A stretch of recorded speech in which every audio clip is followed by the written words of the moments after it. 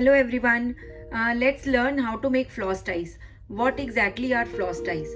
So floss ties are made through floss, which something looks like this. So what are the usages of floss ties is whenever we are putting floss ties onto the rubber dam sheet, so basically they help in the inversion of the rubber dam, they help in the retraction of the rubber dam, especially if you are doing the class 5 cases, it's very helpful, especially if you are doing the veneer cases. Floss ties are very helpful that you can retract the margin and bond the veneer accordingly.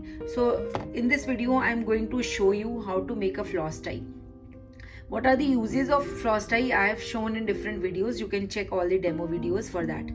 So let's see how we can make this kind of floss tie and how to put it onto the tooth. So you will take a floss, it can be Colgate floss, Oral-B floss, any floss, and take a very long floss thread. Okay, so whenever you can fold it, you fold it like this. It should be that much long. This much long floss tie should be there. So how to make a floss tie? You will take one loop in your hand. You will take out your hand and make one loop. So this is one loop initially that you will make. Then you will again pass your thread out of this loop and then complete the loop.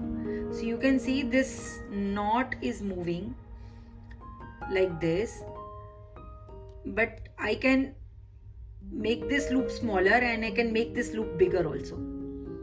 Okay, now it's time to put it onto the tooth. So this is the loop that I have made. See, I can manipulate it, I can make it smaller, I can make it bigger also. So what I'm going to do, I'm going to put it over the tooth like this and see, like this.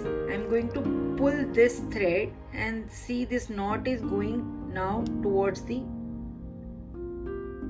tooth. Now before closing this knot, what you need to do is you need to take a maybe a probe or this plastic filling instrument. I personally prefer plastic filling instrument. So you will push the thread into the palatal side of the tooth and simultaneously you will pull this thread. See, you can see the thread also here, right? So in this way we are doing it, and you can see I'm getting a lot of gingival retraction over here.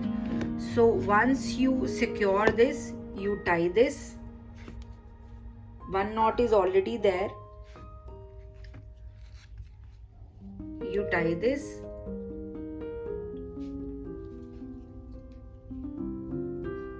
And another knot.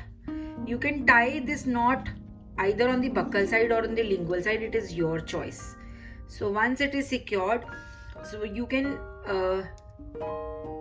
attach these hanging threads onto the rubber dam frame, or maybe you can cut it to a suitable length.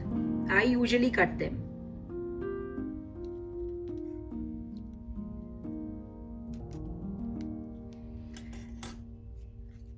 So this is how a floss tie will look like. This is how you will make them.